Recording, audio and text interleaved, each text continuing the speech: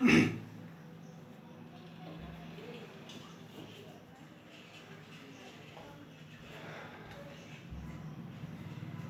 Students, आज हम applied mathematics जो थर्ड सेमेस्टर में हम लोगों को पढ़ना है के बारे में आज स्टडी करेंगे और कुछ सीखेंगे। जैसा कि हम लोग मटेरियल पहले ले चुके हैं और आज उसका हम एक ब्रीफ करके हम लोग समझने का प्रयास करेंगे कि थर्ड सेमेस्टर में आने से पहले आप लोग बेसिक मैथमेटिक्स और इंजीनियरिंग मैथमेटिक्स का एक ढंग का अध्ययन करके आगे बढ़े। तो ये अप्लाइड मैथमेटिक्स हम लोगों को थर्ड सेमेस्टर में देखना है। तो ध्यान रखिएगा, अप्लाइड मैथमेटिक्स जो शुरू होता है वो आपको इन फ्यूचर जब आप बीटेक की डिग्री लेने के लिए आगे जाते हो तो ये पॉलिटेक्निक और बीटेक के बीच में बहुत बड़ा एक कनेक्टिंग पुल का काम करेगा। इसलिए इस अप्लाइड मैथमेटिक्स को हम लाइट में या यूं ही कर लेंगे ये कर लेंगे पे नहीं ले सकते, थोड़ा समझना होगा। और इसकी शुरुआत जो होती है वो 5 यूनिट लगभग हम लोगों को पढ़ना है। तो पहला यूनिट जो हम लोगों का है अप्लाइड मैथमेटिक्स में वो है इंटीग्रेशन। इंटीग्रेशन जो है हमारा बहुत ही शुरुआती दौर का और एक खूबसूरत चीज है, समझने में आसानी होगी। थोड़ा सा समझ लेंगे तो, थोड़ा सा ध्यान देंगे तो we must learn about it. सबसे पहले ध्यान दीजिएगा कि इंटीग्रेशन है क्या और इंटीग्रेशन की जरूरत क्यों पड़ी। तो जैसा कि हम लोग किसी भी चीज की जरूरत तब पड़ती है जब उसकी आवश्यकता बहुत अधिक हो जाए, जिसके बिना आप काम ना चले और आपकी क्यूरियोसिटी को बहुत अधिक बढ़ा दे, तो कोई भी चीज का इन्वेंशन हो जाता है। ऐसे ही इंटीग्रेशन भी आया। तो दो प्रॉब्लम्स आई जब हम मैथमेटिशियंस और साइंटिस्ट अपना काम आगे बढ़ाते थे, तो उनको दो प्रॉब्लम क्रिएट होता था। पहला कि अगर किसी फंक्शन का, जैसे कि हम लोग इंजीनियरिंग मैथमेटिक्स में जान चुके हैं कि हमको डेरिवेटिव पता है, डेरिवेटिव हम किसी भी फंक्शन का डेरिवेटिव हम फाइंड आउट कर सकते हैं। तो डेरिवेटिव अगर हम फाइंड आउट करें और हमको सिर्फ डेरिवेटिव के तौर पे कोई चीज लिखा है, बोर्ड पे ध्यान देंगे हम लोग, f(x) = sin x, gx = g का फर्स्ट डेरिवेटिव, gx का फर्स्ट डेरिवेटिव = 2x, और एक पॉलिनोमियल फंक्शन है यहाँ पे p'(x) यानी px कोई फंक्शन रहा होगा, उसका हम फर्स्ट डेरिवेटिव जब करते हैं तो आया हमारा ये x³ + 2x + sin x + log x + some constant c। तो आपसे कोई एक सवाल पूछेगा कि भाई ये तीनों फंक्शन तो किसी न किसी फंक्शन का पहला डेरिवेटिव है, तो पहला डेरिवेटिव जब है तब इस फंक्शन का मूल रूप क्या रहा होगा, ये आपसे सवाल पूछा जा रहा है। अभी तक इस तरीके के सवाल से आप फेस नहीं किए होंगे कि भाई इसका पहला स्वरूप क्या होगा, यानी कि fx क्या रहा होगा जिसका f'(x) sin x आया, gx क्या रहा होगा जिसका फर्स्ट डेरिवेटिव 2x आया, और px क्या रहा होगा जिसका first derivative x³ + 2x + sin x + log x + c आया। एक सवाल ये। दूसरा, आप एक लेफ्ट साइड में जरा ध्यान दीजिए, कुछ हमने फिगर बनाया, ये सर्कल है, ट्रायंगल है, पैरेललोग्राम है, रेक्टेंगल है, इन सब का प्लेन फिगर पे आप फिगर बना सकते हो, प्लेन पे फिगर बना सकते हो। तो प्लेन पे अब आपसे कोई पूछे कि area of this circle, you are very smart, radius पता है πr², area of this triangle, you are very smart, ये देखने में लग रहा है इक्विलैटरल ट्रायंगल, इसका फॉर्मूला से आप निकाल लेंगे √3/2x।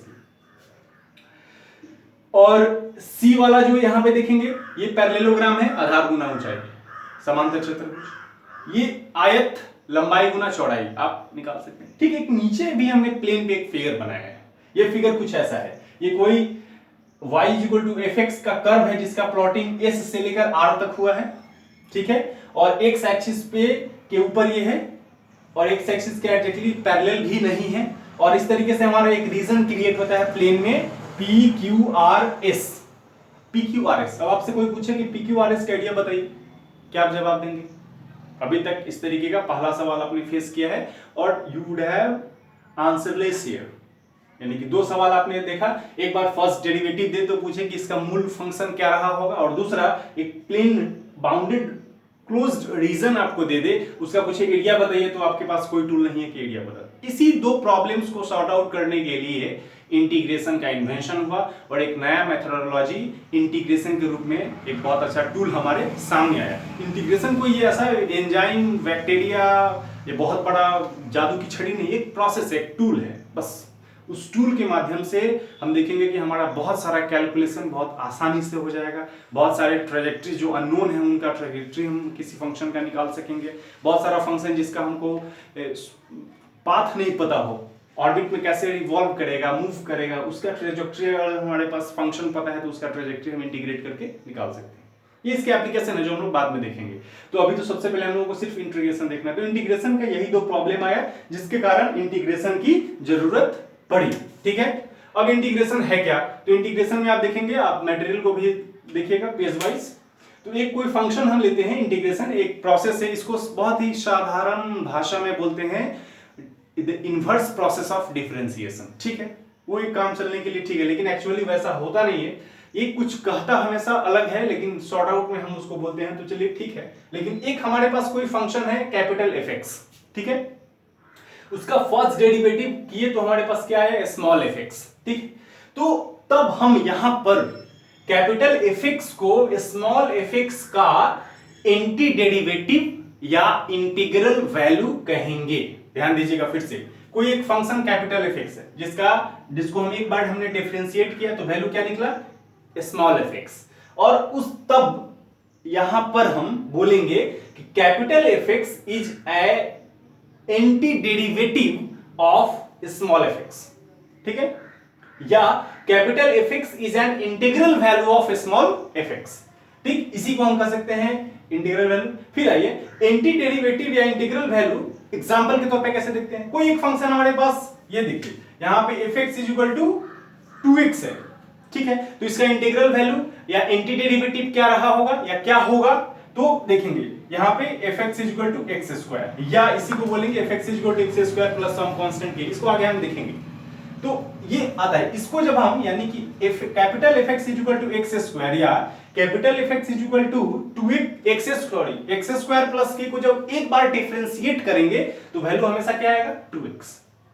दूसरा एग्जांपल देते हैं, हमारे पास कोई फंक्शन है fx is equal to cos x आया है, तो fx is equal to cos x का एंटी डेरिवेटिव या इंटीग्रल वैल्यू क्या होगा, तो एंटी डेरिवेटिव या इंटीग्रल वैल्यू होगा capital fx is equal to sin x या capital fx is equal to sin x plus k। और sin x प्लस k का मतलब क्या, कि sin x प्लस k या सिर्फ sin x को एक बार जब आप डिफरेंशिएट करते हैं तो क्या आपको मिलेगा, cos x। तो हमने क्या देखा, इसीलिए कहा गया है, इस दो एग्जांपल के तौर पे हम समझे कि integration is an inverse process of differentiation. ठीक, अब देखेंगे इस सारे प्रोसेस को हर जगह हम डेरिवेटिव करके तो नहीं बोलेंगे, इसका एक हम सिंबॉलिक रिप्रेजेंटेशन बनाएंगे। तो सिंबॉलिक रिप्रेजेंटेशन क्या होगा, वो इस तरीके से होगा, ध्यान दीजिएगा। साइन ऑफ, इसको बोलते हैं कर्ली, जो हम साइन देते हैं इसको बोलते हैं कर्ली साइन को साइन ऑफ इंटीग्रेशन। और ये जिस पर ये साइन ऑफ इंटीग्रेशन लगा हुआ है, जिस फंक्शन पर, उस फंक्शन को बोलेंगे इंटीग्रल वैल्यू, इंटीग्रांड लिखा हुआ है, इंटीग्रांड। ठीक है, और dx को बोलेंगे is an element of integration. क्या है, इंटीग्रेशन का एक तत्व है, बहुत छोटा सा पार्ट है। ठीक है, उसके बाद x क्या है, तो x यहाँ पे सिर्फ अकेले x एक वेरिएबल है, तो x को यहाँ बोलेंगे जो dx ग्रुप में जो भी रहेगा, अगर p रहता, q रहता, x रहता, t रहता, तो सबको वही कहेंगे जो अभी यहाँ पे x को हम बोलेंगे। तो x को बोलेंगे x इज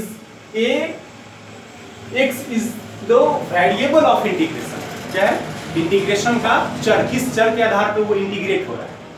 ठीक है, अब हम राइट हैंड साइड में आएंगे तो कैपिटल एफ एक्स लिखा हुआ है। कैपिटल एफ एक्स क्या है, तो integral value of small F x, integral value of small F x. के क्या है, तो के को बोलते हैं कि कोई भी रियल नंबर है, यानी कि कांस्टेंट ऑफ इंटीग्रेशन। ठीक, कांस्टेंट ऑफ इंटीग्रेशन। हमने क्या समझा, इंटीग्रेशन क्यों जरूरी है, इंटीग्रेशन होता क्या है, तो इनवर्स प्रोसेस ऑफ डिफरेंशिएशन। दो एग्जांपल देखे और इसका सिंबॉलिक रिप्रेजेंटेशन देखे, और इस सिंबॉलिक रिप्रेजेंटेशन के सारे प्रोसेस को अगर मिला दिया जाए तो सारे प्रोसेस को बोलते हैं, the whole process is known as integration. Okay, thank you.